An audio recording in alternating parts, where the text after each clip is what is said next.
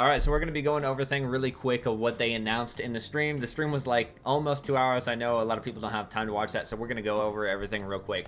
So first up, we're going to be looking at the Year 9 roadmap. Now, June 2024, obviously that's the new chapter, Survivor Killer map. That's Vecna, Dungeons & Dragons, the Elf. The in-game event, obviously the Twisted Masquerade. People getting masks, the survivors and killers getting masks will be right here. And then a few killers are actually getting cool outfits. Like Pig is getting this cool outfit right here. Bill Overbeck is getting this cool outfit right here. The Unknown is getting this sick outfit right here. So a little sad in my own honest opinion, because I really wanted a really dope outfit like that for the Huntress, but they did just do her wear elk. So, you know, here's the hoping to next year, you know. And then after that in July, we have a new standalone Survivor. So June, the Elf Survivor is coming to DBD, and then July, we're getting another brand new Survivor. So you're gonna get 2 Survivors, maybe with better perks back to back, right? July, we're also getting the new game mode. This is the 2v8 game mode, and it's only limited to the first 5 original killers for now. You know, in time, they're gonna make changes to it, and they're gonna add more killers here and there. So it's gonna be Trapper, Wraith, Hillbilly, Nurse, and Huntress as the 5 killers.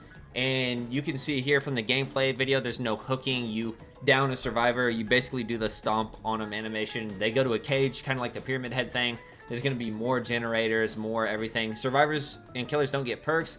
Survivors get class systems, like so they can pick the repair class, the healing class, you know, the chase class, and so on. Killers get a shared power kind of deal, like they use, for example, Wraith. Say Wraith and Huntress are standing next to each other while Wraith is cloaked. Huntress will become indetectable, and so on. So that was the only team-based power they revealed, but that's kind of what it is, right? So we'll have to see how all that works.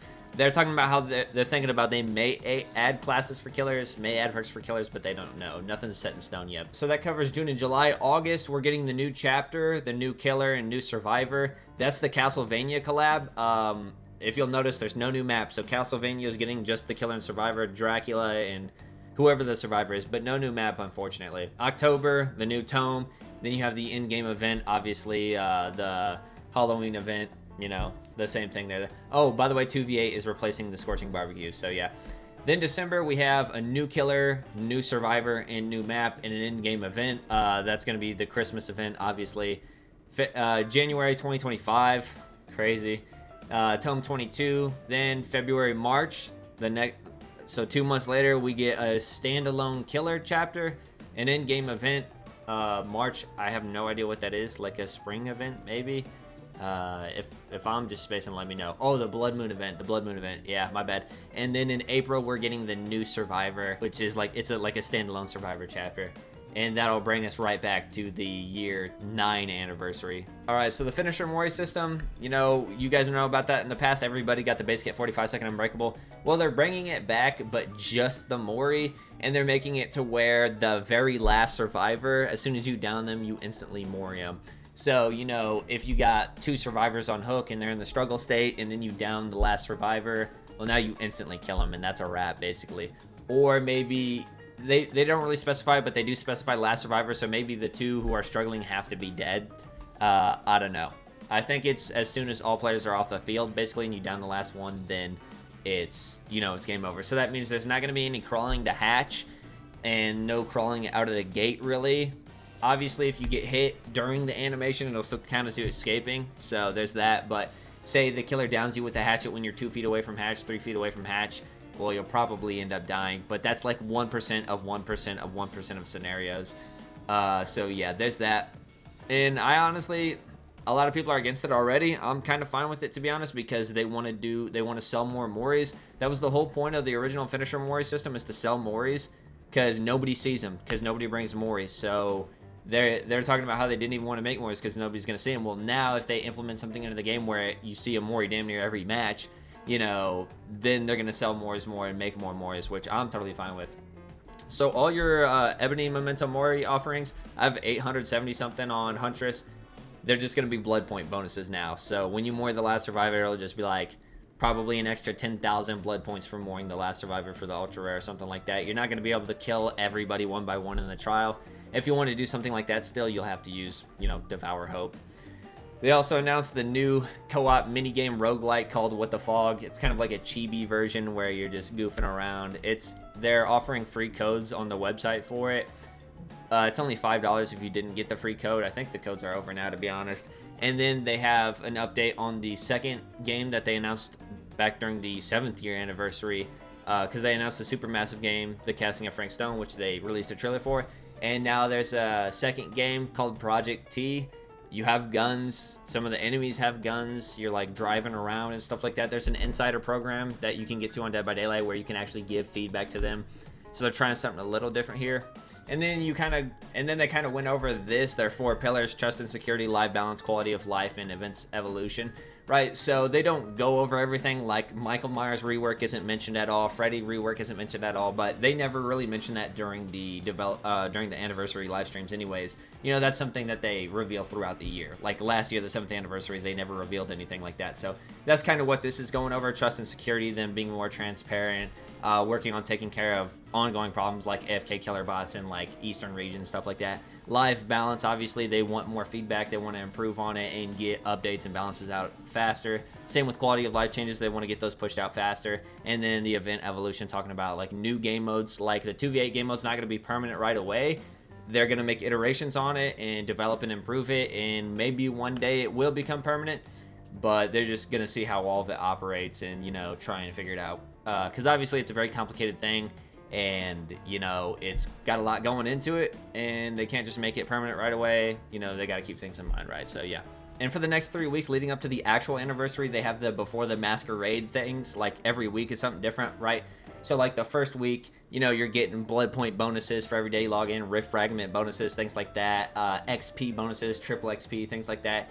Boosted map picks, you know, celebrating kind of like the life of Dead by Daylight, you know. Like, for the third week, it's going to be increased chances of Nostromo, Borgo, Garden of Joy, and Greenville Square. Yeah, like, oh, increased chances of Ormond because Legion and stuff like that. And then also for the 3 weeks, there's daily login rewards from Meg and the Huntress, which are like the Rift recolors that we haven't seen in a while. Like, the Huntress is getting her Apex Ursine skin, which is amazing. I've been wanting this one forever. It's the Mother Bear skin, basically, except for she's got a red sweater and, you know, a different colored grizzly bear head and a different axe. Which is really cool. Still don't have the Night Owl skin for her. If we could get that, that would be dope. Yeah, and Meg's getting her stuff. All right, and then here's the masks for the people this year. You got one for the Clown, the Doctor, the Hag, the Plague, the Skull Merchant, and the Twins. And then for the survivors, you have Adam Francis, Kate Denson, Renato Lyra, David Tapp, Dalita Lyra, and Yunjin Lee.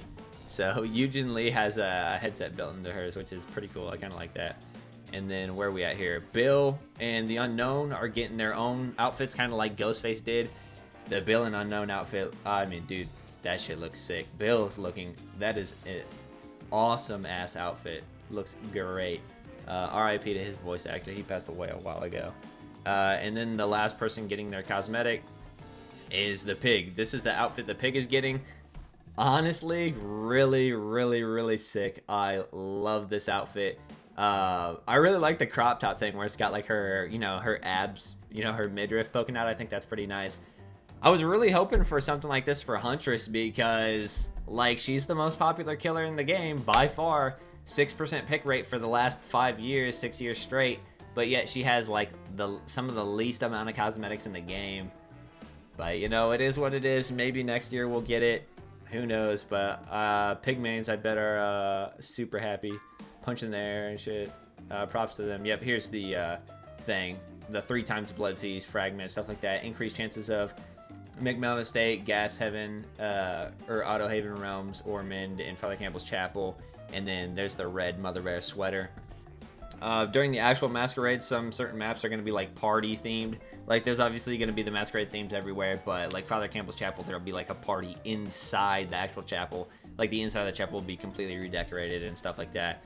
And I guess it'll be changing every week and stuff like that. And then here's the reveal. We'll play this real quick. This is for the Castlevania chapter.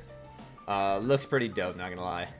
You got a giant-ass castle in the background that unfortunately we're not getting a map of. And then Dracula turns into bats. I'm assuming that could be like, almost like a Wesker dash, where he, you know, he does that thing and dashes at you and injures you, or maybe it's just how he teleports or gets around the map or whatever. Who knows?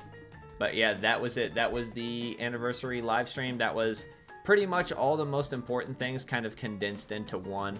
And yeah, really, really awesome. I'm really looking forward to this new year of Dead by Daylight. And oh, also I should mention the 2 standalone Survivor chapters are going to be licensed, so who knows who they'll be. I can't even begin to speculate, but yeah. Kind of crazy. A lot going on in Dead by Daylight, and yeah. So I just wanted to make that video, talk about that real quick, and you know, summarize a 2-hour video, kind of take it down to like 10 minutes at least. But yeah, that does it for this one. Thanks for watching, and I'll see you guys in the next one.